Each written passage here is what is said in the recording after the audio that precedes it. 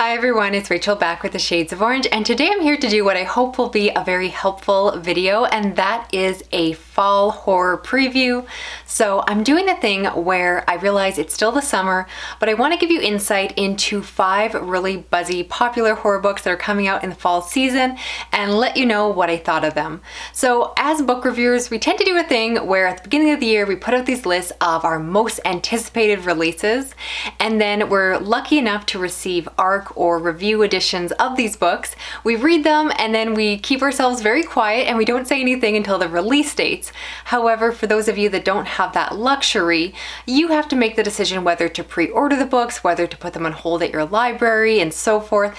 And so I thought this would be a really useful way for you to get some early insight into whether or not these are books that you might want to check out for yourself. And of course, these are only my opinions, so take them for what they are. I did a similar video to this at the beginning of the year, giving you a preview of some of my favorite best of the year so far, so I'm going to link to that video. But these are 5 horror books that I've not talked about before, some of my most anticipated for the year, and I'll let you know in a moment how I got along with them. Let's get started. First, I want to talk about Nothing But Blackened Teeth by Cassandra Khaw. This is a horror novella out from Tor Nightfire and definitely was one of my most anticipated releases because of the premise and setting. So this takes place in a supposedly haunted mansion in Japan where a group of foreigners are going to celebrate a wedding, and the bride just loves the idea of this haunted place, so she takes her friends there. The story itself takes place before the wedding, so it's more about the pre-wedding party.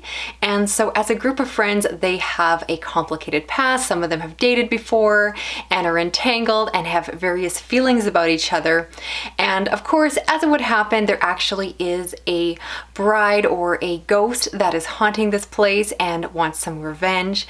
And so the story transpires into both a haunted house story, but also a breakdown of these family or friend dynamics, and the story that ensues is so good. So this one worked really well for me for a few reasons. One is a personal one. The fact is that I really love a Japanese setting. I'm fascinated by the culture, and those cultural elements were infused so nicely throughout the story. It didn't feel very surface level, but really felt like the author took the time to add a lot of depth. So there was references to mythological creatures, the use of Japanese words, traditions, etc. And I felt like it was very well researched, brought into the story, and I love that aspect. I'm also someone who loves the breakdown of the friend group. It's one of my favorite horror tropes, and you definitely get that here. It's one we've seen before, and I'm not going to pretend that this is done in a unique way, but I just enjoy seeing it happen regardless. And I think that this one did a really good job of balancing a nice creepy atmosphere, so you kind of know something creepy is going on, but at the same time it had enough narrative drive and a really good punchy climax that it satisfied me as a reader who also needs enough plot. So if I didn't mention, this is a novella, so it's relatively quick, and personally I do like my horror on the shorter side. I just think it works better in that format. So if you can't tell, I really do recommend this one. I think it totally holds up. It definitely lived up to my own expectations and definitely is a contender for my favorites of the year. Next we have Slew Foot, A Tale of Bewitchery by Brom. This is set in the Puritan era and follows a young woman living on a colony with her husband. However, right at the beginning of the story, something happens and her husband passes away, and so she is put in the position of possibly getting married again. She, however, is quite resistant to this, even though it's quite inappropriate for her to stay independent and stay unattached to a man in this colony. And at the same time, there is possibly a monster roaming around called a Slew Foot, who is also not perhaps one that fits in and is a little bit different, and the two of them somewhat form a bond. I don't want to get too much into the plot, but I will let you know I've read Brom before. The only other book of his I've read is Krampus, which I definitely liked, and of course you're probably wondering about the artwork, and at the time of filming this I'm wondering that too, only because I ended up reading this one as an e-arc edition, which, unless I missed something in the PDF, didn't actually have any images in them, so I can't comment on that. It's definitely one I want to reread before my end of the year lists come out. But in terms of the story, I'll say it was very well written, as I would expect from Brom. And I need to give the disclaimer that I am not a fan of historical fiction, particularly the Puritan era is not my era at all. If I'm going to read historical fiction, it's not this period. So I went to this book with kind of cautious expectations, and really I picked it up because it was another Tor Nightfare release, and I've just been really excited with everything they're putting out this year. But this one was definitely not up my alley. That being said, I actually appreciated it way more than I thought I would. So as I said, it's very well written. I also thought the main character was this fiercely independent woman, which was very refreshing because it was of course reflective of the age, and so I liked her. I liked the scenes with the monsters. He was creepy and well developed. And again, I think that this book is going to be so much better when I actually get to experience it with pictures, because Brom is of course known for his amazing imagery. Beyond that, I'll say that I enjoyed the story, but I just admit I am not the target audience. So I'm going to say that I gave this one a middle review, but with the preface that if you love the Puritan era, if you like movies like Witch, you will probably love this one, because my only complaints with it is that it didn't match up with my personal taste. And again, it's definitely one I'm going to revisit before the end of the year because I have to see those pictures. I want to know what they look like so badly. Next we have Horseman, A Tale of Sleepy Hollow by Christina Henry.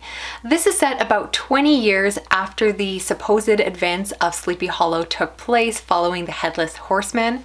And even though not that much time has passed, to everyone's belief, the legend is simply just a legend and nothing actually happened. However, we follow a character whose grandfather was tied into those events, and so there is some family belief that there is more to the tale than other people would think so. And at the beginning of the story, they find a headless boy and begin to wonder if the tale is possibly true. I went to this book with really high expectations for a few reasons, one being the fact that the author Christina Henry is one of my personal favorites. I have read and loved everything I've read by her up to this point, and I always say in my reviews that I consider her to be a really good storyteller, so I was very excited what she would do with this one. And so it pains me to admit that this one did not work for me. A little bit is personal taste, so I'll get into that. Part of it is the fact that this of course is based off of Sleepy Hollow, and while I like the legend, of course I'm familiar with the tale, I'll admit that I have started and stopped the classic book a few times and just struggled to get into the writing. Again, I don't tend to like historical horror, and classic horror just, they're not my thing. So I was hoping that this story was going to be more modernized, but because it's only set 20 years after the previous events, it's still set in the past and has a very old-timey feel, for lack of a better description. And for those reasons, I didn't find myself very captivated by the story. I also need to preface that, again, because I'm familiar with the general story but have not truly read the classic, I felt like I was missing something reading this. So I'm gonna say that I was pretty let down by this one, only because I didn't connect with the stories or the characters.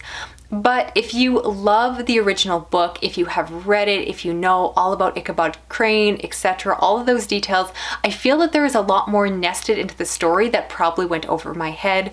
With her other retellings, I generally say you don't need to know the original source material, but I do think that this one would benefit a lot by being a fan of the book to begin with. So again, I might just not be the audience, but this one is regrettably such a miss for me, and I hate to say that because again, I love her other books and I really thought this one would be another favorite. After that, I read The Last House on Deedless Street by Catriona Ward. This is a really tough one to talk about, so bear with me. Essentially, you're following a man living in a house with a young girl and a cat. You find out that years ago there was possibly a serial killer out there. There was a girl that went missing and possibly died, and the story is told from a few different perspectives, and you're kind of piecing it together as you go. So this book is technically being described as a horror, but I think it more reads like a thriller, and it's the kind of thriller where you know that the author is purposely holding things back, and I think that's going to appeal to a lot of readers, and it certainly did appeal to me. However, at the same time, I feel like while the author is hiding things, they're also not hiding things well, and I'm not quite sure if that was done on purpose, because right from the get-go I basically knew what was happening, and there were some twists and reveals that weren't weren't surprising at all to me, and I think for anyone who reads a lot of thrillers, they will see them coming from a mile away. Not always the case, but I just didn't really feel like the author was really trying to keep anything from us, but just kind of create that suspense. And so this is a book that I have seen other reviews that are really positive of it, and I can see this book being very polarizing. Unfortunately, I fell on the side that I didn't really love it. And a lot of that comes from the fact that it didn't have the right tone. So other reviewers have described this as suspenseful and eerie and creepy. I did not get that experience. I almost found it to be a little bit satirical, which rubs me the wrong way because I don't like my horror books funny. And it just felt a little bit over the top. One of the perspectives is actually from the cat, and I understand why that was done, but I really do not like reading from the perspective of animals. It just feels very childish to me, so it just turned me off. So a lot of this book just rubbed me the wrong way, and as I progressed and I knew where the story was going, it just continued to bug me more. Again, I know other people have absolutely loved this book, so I think take my review with a grain of salt and base your own opinion depending on how closely your tastes align with mine, because I do have a lot of unpopular opinions, I will completely admit that. So overall, this book did not work for me. I can't personally recommend it, but again, I know it's out in the UK already, so go ahead, check out other reviews, but do be careful because I do think it's a book that you don't want to go into without knowing too much, and I feel like it's really easy to give away way too much with a lengthy premise or synopsis. So keep that all in mind. I'll let you decide for yourselves. And finally, I want to end this video by talking about My Heart is a Chainsaw by Stephen Graham Jones. This story is set on a Native American community that is right next to a new resort that is opening up where various Caucasian white people are moving into the neighborhood. And the main character is this young girl with a difficult past who is obsessed with serial killer slasher horror movies and soon begins to wonder if there is a slasher out and about in her own community. Now, this is a book that cannot help but be compared to his last blockbuster hit, Only the Good Indians, and I will say that this book definitely holds up. If you like that one, you should definitely check out this one as well. I don't think it's exactly the same, but what it does so well is infuse a really unique horror story into the narrative of Native American culture, and so it takes these classic horror tropes and then it switches them up and it just brings in this new voice into what is normally a very white genre. So I really like what the author does here. In terms of accessibility, I did struggle at first with getting into Only the Good Indians, and I actually think that his new book is much easier to read. The writing is a little bit more straightforward, and in terms of a plot, it's just a little bit more simplified. You have a younger narrator, and I think what's going to work for a lot of people is, of course, all the references to the slasher movies. So as I mentioned, the main character is obsessed with all of the classics and is constantly making references. Between the main chapters, there are these sections that she calls Slasher 101, where she's basically writing essays to her teacher all about horror tropes and slashers and so forth, and they were a lot of fun. But I do need to preface that they do reference and so spoil a lot of these classic slashers, and for most people who are obsessed with the genre, that probably won't be an issue. But there are certain slashers that at this point I have not seen, and technically I did get spoiled for some of the reveals, the reasoning behind the killers and who got killed off, etc. Probably I'll forget it all, and I do still, of course, intend to fill in those gaps because really it's my own fault for not having read or rather watch some of these classic films. So keep that in mind. If there are certain films that you really want to watch, maybe take the summer and make sure that you've watched, Friday the 13th, Freddy, Nightmare on Elm Street, etc. And so just keep that all in mind. That being said, it was just a lot of fun. I would say my biggest complaint is the fact that it felt overly long. The middle section just felt like it could have been more truncated, and the actual plot itself was perhaps a little less interesting than the characters, than the movie references. But overall, I really enjoyed it. I did technically read a copy, and my preference when it comes to Stephen Graham Jones is to listen to his books because I think that the narrative works better when it's read to me and I get to hear it audio style. So I do intend to reread this book before I compile and make my best of the year list so that I can see where it's going to rank. But it's definitely going to be on there because I was really impressed. I had a lot of fun with this one, and so yes, highly recommend recommend it.